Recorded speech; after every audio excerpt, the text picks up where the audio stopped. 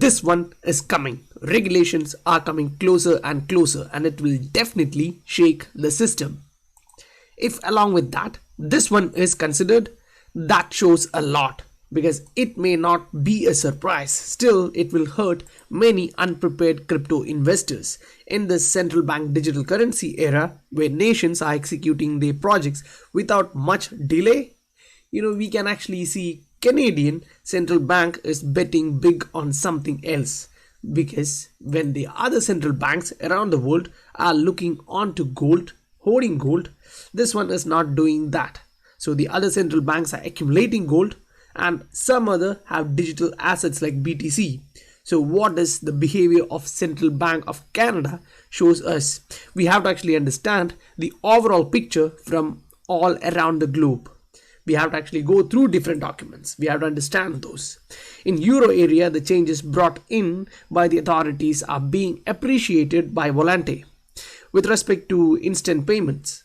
So if you remember the old video in which we actually went through Volante Pay, you now have the background idea. Now to extend that, to broaden your idea into a holistic picture, I will actually take you guys through some research work and publications. Welcome to the Scientific Investor family, where we discuss crypto and science behind investing regularly.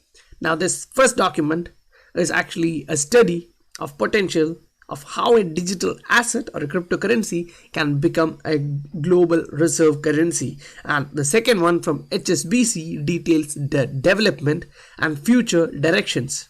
And the third one from KPMG gives direction to Internet of Value. And these documents, when read together systematically, there are information which can be easily understood, and finally this will actually take us to somewhere like this, because this is the recent update and it shows some kind of delays happening with ISO 20022. But when we understand what's happening behind the screens and what we just said about the Central Bank of Canada, you will have some idea about this. As we have already decided and detailed a lot about this one, we won't actually go much in depth. But when we actually look at this particular global reserve currency aspect and look at the table of contents, what we can understand is they actually go through all the different types of background details and then come into talk about one digital asset and its properties, its characteristics, and how it acts as money, how it can actually change,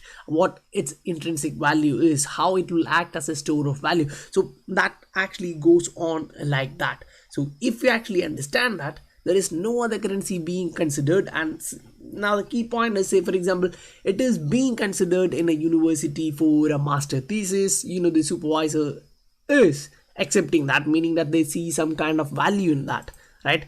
Now when we jump into this document, say this is from HSBC, showing how capital markets are actually changing. We actually went through the document once before, but in a different area of the document, because there's a lot of information within the same document.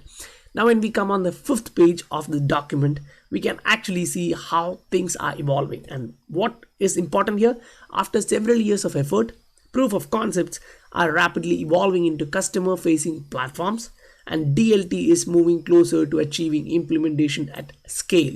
So with Ripple, the company, we know that how many proof of concepts have been executed and which are actually moving into practical phase. Say look at Santander, they have actually rolled out their practical implication, right? They actually came up with a payment app which runs on Ripple. Now what is the main aim of this research? This paper aims to provide capital markets focused snapshot of DLT and its implication, how it actually changes, right? So the 6 key areas of debate here they are considering are like reviews its evolution date, identifies critical success factors, makes predictions for future. So that is one of the important thing which we will be concentrating on.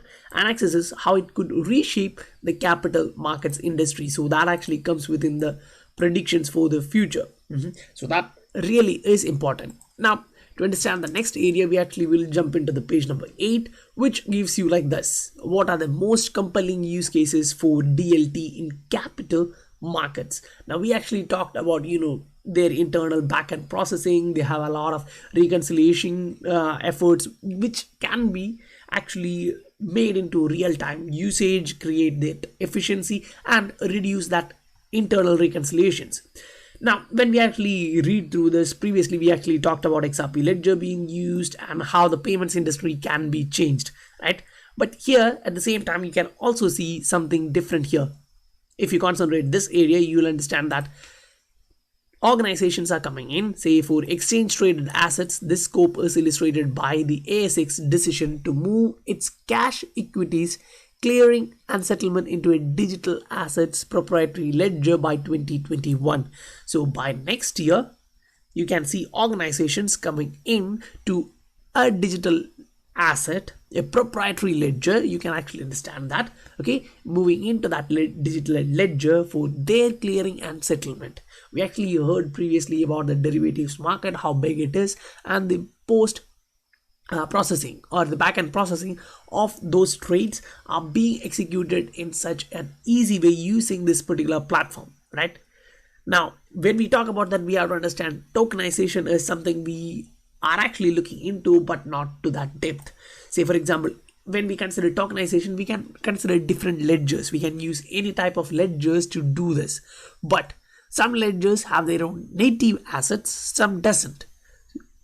Whereas if we are considering the fintech Ripple, we actually know that they actually have a native asset, XRP. So how this will actually benefit them, we'll actually read through that. So when we actually read that, using tokens to represent legal title of financial assets could enable distributed ledger technology to act as a trading venue, not just a settlement venue. So currently it is being looked at like a settlement venue, and it can be or become a trading venue. Now, when we look at France, say to encourage fintechs with new service, France is one of the country that now allows to the use of DLT to trade unlisted securities. That means even if someone is saying this is security, they can actually trade securities on an DLT, even if it is unlisted security. So that capital markets is actually changing, and as they change, trading on a distributed ledger could also generate liquidity by connecting more issuers and investors, and the divisibility of token could allow fractional ownership of securities, funds, property.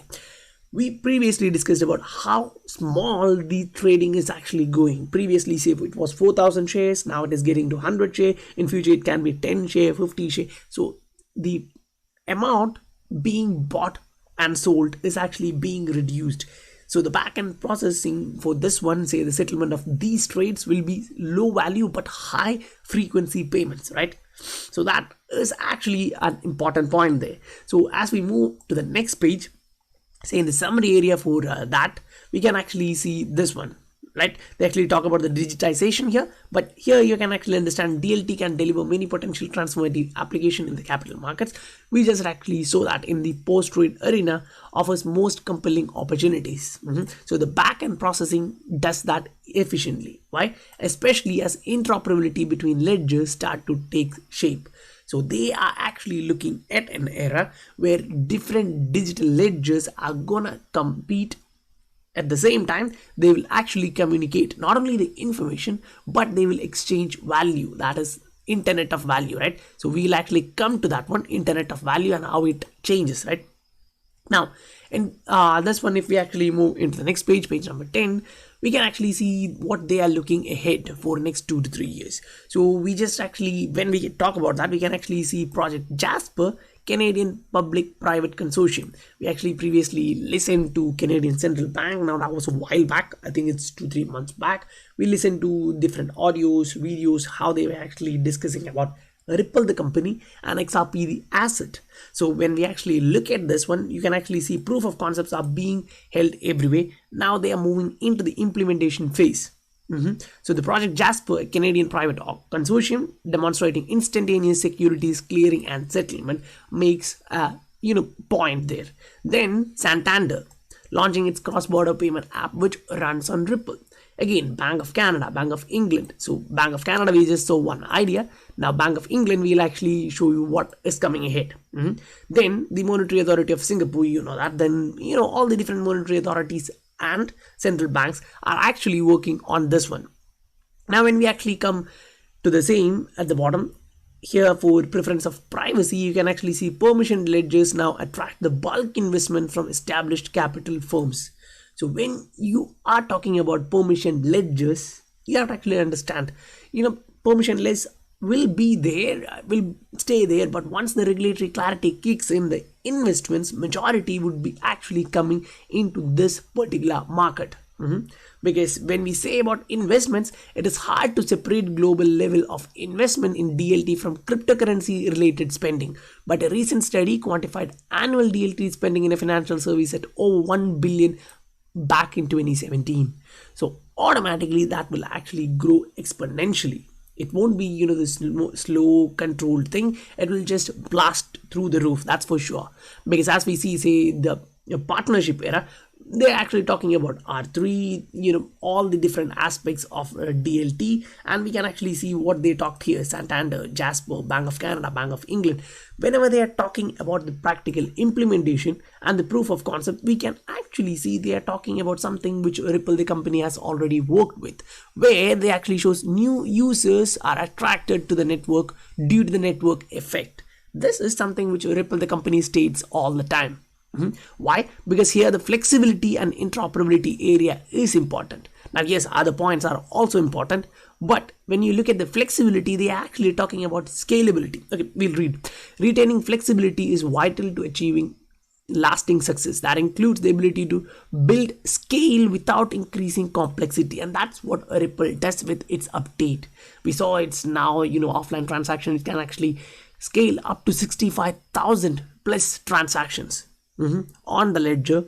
By having this interoperability and this scalability, it can actually connect to a vast number of areas where we say that the economic alignment here in that point. If we look at that, they take, like, for example, a ledger capable of accelerating securities clearing and settlement is unlikely to succeed if users feel that a core group is capturing all the resulting value.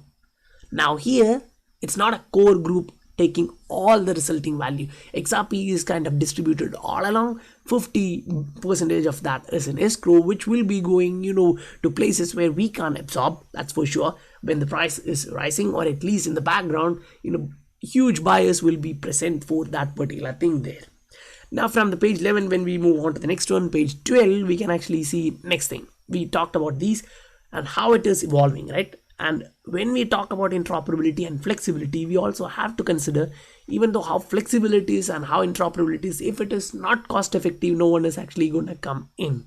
So by streamlining processing and eliminating intermediate steps, it provides you the cost saving which you need. And at the same time, considering all the revenue different opportunities, when we consider, for businesses, revenue is main, and when they look it on, say, not in the short term, but in the long term, its potential to facilitate tokenization and create liquidity could encourage an emerge of new investment strategies and income streams. Now, we talked about tokenization a couple of times. Don't actually forget that, because we need that when we go through this document. It has a lot to offer, but we'll also go through the connecting of our tokenization aspect in this particular document, because it describes about how XRP on a Ripple's ledger can actually do that.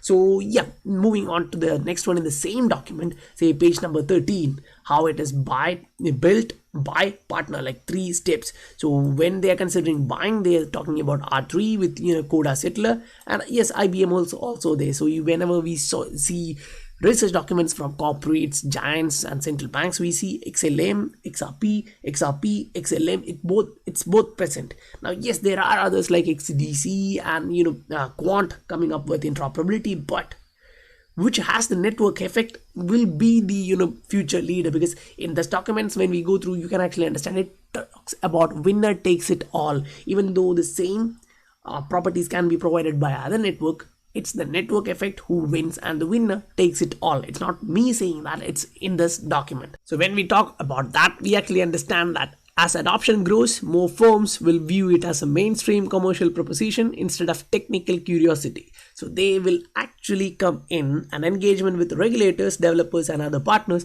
will become ever more important to overcoming potential obstacles. So who is actually doing this perfectly from the beginning? Engaging with the regulators, engaging with all the different companies, educating them about the space.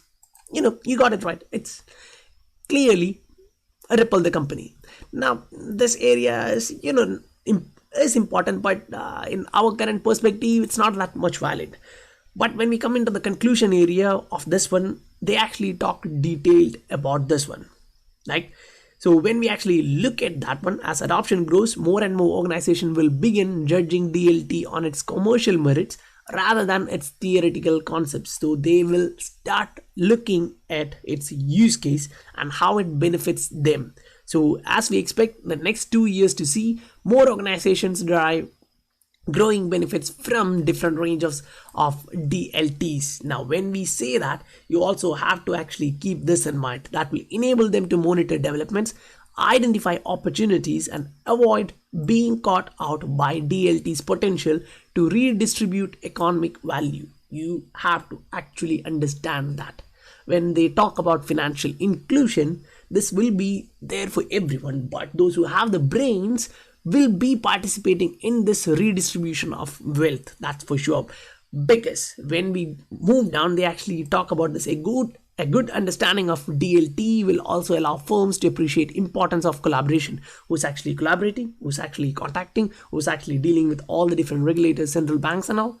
Then come down like this could bring about a significant change in the patterns of infrastructure investment. Instead, the winner takes all, winning takes all might become a new paradigm. Now that is actually becoming the new paradigm, that's for sure. So if you are looking at something, you can see a unique opportunity here in this new infrastructure which is coming into the capital markets itself. So it won't only be the capital markets, right? When we actually talk about the tokenization, it will be tokenized everywhere. Every assets will be tokenized. So zooming into this one, we can actually see this. They are talking about tokenization. Now, yes, tokenization can actually go with all that type of ledger which have native tokens or not. It can actually happen. Now here, if you look at XRP for Ripple's ledger is being highlighted for tokenization and digital signature, almost, signing every transactions. Now, when we actually talk about that one, we actually have to keep in mind that in previous area in the same document, they actually talk detailed about the different aspects of ledgers. So when we talk about tokenization, you get cryptography and the strength of algorithm before that, and just before that you get privacy, security, performance, governance, regulations, and all comes there. And initially they considers the consensus mechanism. So when we actually go back in this same document and look at the consensus mechanism which they are actually describing, we can actually see this one. Say here they talk about federated consensus, which is a Ripple's algorithm, whereas you have proof of work, proof of stake, and others there, but they have their own limitations, and it is also highlighted in the document. And when we actually look at alternatives to blockchain, they are actually talking about this alternatives to blockchain for what? For reliable for financial institutions and acceptable to regulators led developers to systems that don't depend on Bitcoin's proof of work. Remember that. They are really talking about this for financial institutions which can be acceptable by the regulators, and that literally is happening, right? So it is developed by who? Ripple. So what actually is the value mechanism there? It's XRP, which is acting as a currency. So even if you are closing your eyes, you can't actually make it fully dark, right? Because we actually know that this literally is happening here. If we close our eyes, it's okay, but if you're an investor, you really have to be vigilant and to understand everything. Because here when you see the different ledgers, you can see R3, you can see Hyperledger, and you can actually see all the private ledgers there which needs to be connected. So interledger protocol is important there. And then when we look at the cross-border payments, they are directly pointing it towards the federated consensus, where you can see Casper, Ripple both there. Now Casper and Ripple means XRP and Ether there. Now, when we actually move into the next areas, we can actually see Coda Settler, then Hyperledger, then all the different ledgers. These has to be connected in one way or other. And when we actually look at the proof of work itself here and connect it back to digital identities, you can actually see Amazon Bluemint and IBM Bluemint and Amazon Web Service. Here, if you can see the flow, Amazon Web Service actually highlights RippleNet as a great one. And the asset XRP, previously we showed that document to you guys and described through that in the previous video, so it is kind of understood that. Now jumping into the next one, which actually shows you the Bank of England document, which talks about the ISO messaging standards. So as we talk about ISO 20022 and the interoperability layer, we can see someone is actually missing out. Someone is kind of pushing these things, delaying that. So when they actually, in light of both Swift's rescheduling and the COVID pandemic, they are actually looking at, they were actually planning for the implementation by spring of 2022, and it will go ahead as planned. But given that the delay of Swift's migration, there would be like for like, meaning during that time both the systems, both the infrastructure would be working.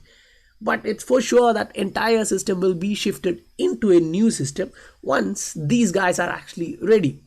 So rather than permitting sending or receiving for enhanced data from spring 2022, now it would be actually in 2023, which complete movement. So the infrastructure change is happening, that's for sure, and it's kind of happening by spring 2022, but the entire shift would be early 2023. Why? Because Swift is delaying, because the Swift is actually rescheduling because of its delay. Why? If we check and understand previous documents, we actually see that it's kind of the new paradigm is winner takes it all, or winning takes all. That is the new paradigm here, and Swift's only giant competitor who has that network effect is Ripple. And if they are delaying one side, the other side, Ripple is excelling. So that doesn't actually make any sense for Swift to come up with a new system, and it won't be actually possible in the next couple of years, that's for sure, because they have nothing as of now. They came up with a Ferrari outfit in a Ford Model T, so that doesn't make any sense, because they are an institutions who survive like a parasite, taking fee from all around the world, the customers, remittance everywhere for payments. 6% is that, which is too much, right? So considering how RippleNet works and how the exchange of value through XRP ledger works using XRP, we know that the fee is so low. So the actual shift is clearly understood. Now if there was some kind of messing in my tongue, I'm sorry about that. It's in the morning, sometime it get a bit grisly. Anyway, if you like the content, do support the channel, hit that like button, and if you are new here, do support the channel, hit that like button please. And if you like the content, do let me know any type of comments so that we can discuss on that, and if you have any suggestions, we can actually include in further videos. I'll meet you guys on the next one. Bye for now.